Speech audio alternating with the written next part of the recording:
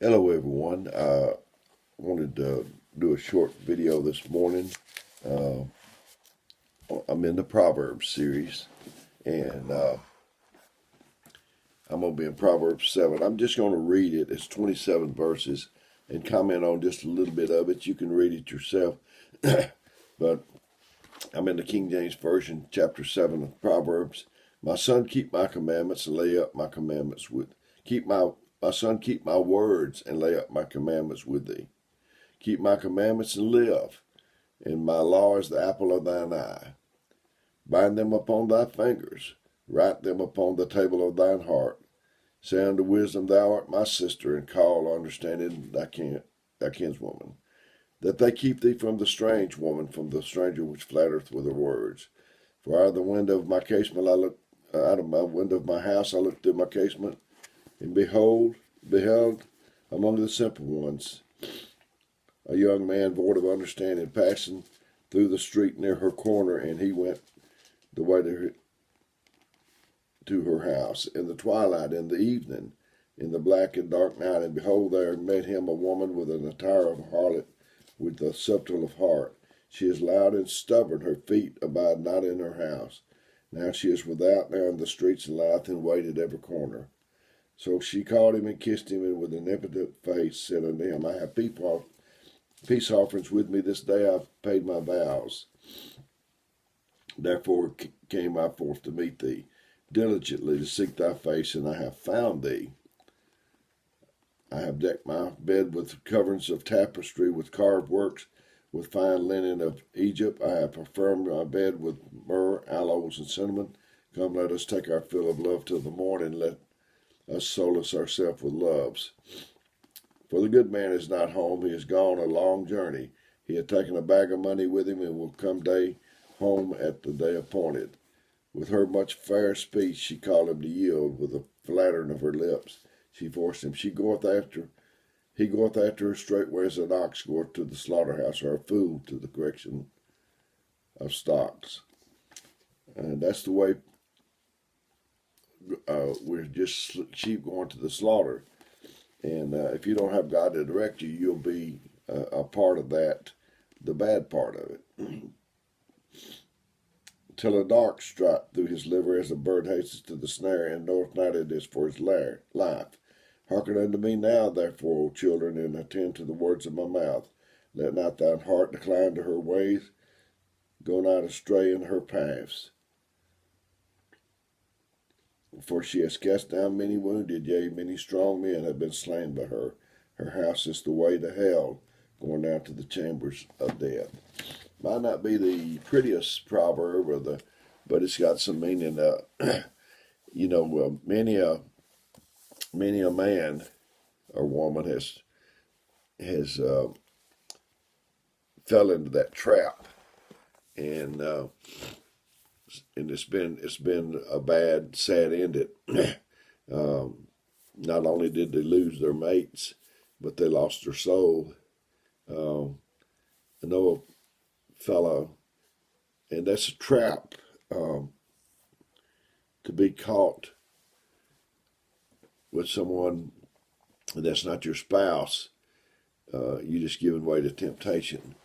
Heard of a fellow. He worked with a person, and he was very careful at first, and a person of the opposite sex, not to be caught alone with that person, but they had a little break room, and they wound up in the break room at the same time eating their lunch, and she started telling him about her husband, how he didn't understand her, how he took her for granted, and at first he resisted all of that, but then he started listening, and he began to identify, I guess, with his spouse. And so he was thinking, you see somebody else, and you see a marriage, and you see how they are, and you think, boy, I wish my wife understood like that. I wish my husband was more understanding. It's a trap. Your spouse may have gained 100 pounds since you married him. Your wife may have gained 100 pounds, but she puts food on the table and she takes care of your kids. Your husband may have gained 100 pounds, may have lost his hair, but he's good to you and your children, provides you a living, and you better be thankful for him. But that is just a trap for sure. And it says, bind him upon my son, keep my words and lay up my commandments with thee. Keep my commandments and live, for my law keep my law, and my law as the apple of thine eye. Bind them upon their fingers, write them upon the table of thine heart. We don't have to have it said this man who spent his days sitting at the firehouse telling stories to neighborhood children. The youngsters would flock around the man to hear him tell of bygone days.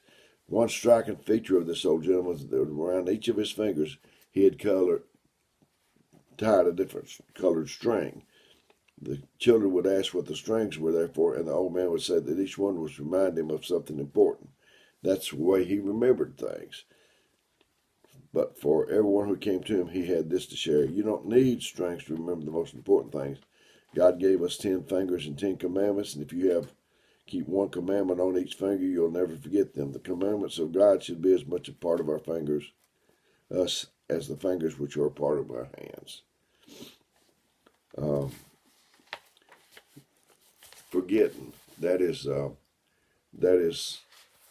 almost certain doom if you forget what God's done for you. You need to remind yourself. I told him at church the other night that you need to set a reminder 3 times a day until you get it as automatic part of you to be thankful. The Bible said in the last days people are going to be unthankful. So if we can stay thankful,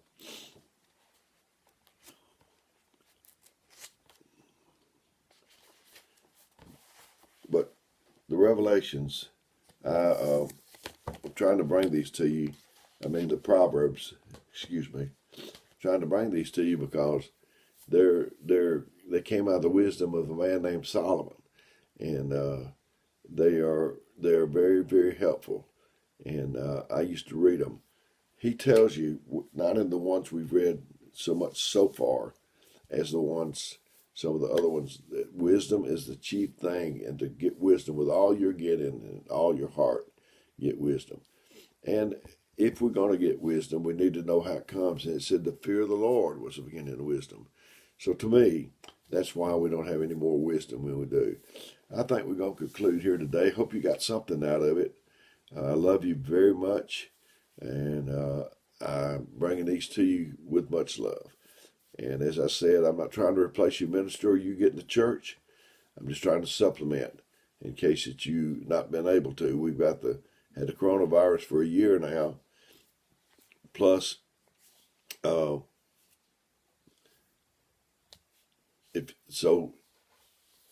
you're, I'm trying to supplement for people that's in the nursing home, rehab, laying flat on their back at home, can't get to church. So that's what I'm doing this for. Going to give you my number. My number is 256-508-4410.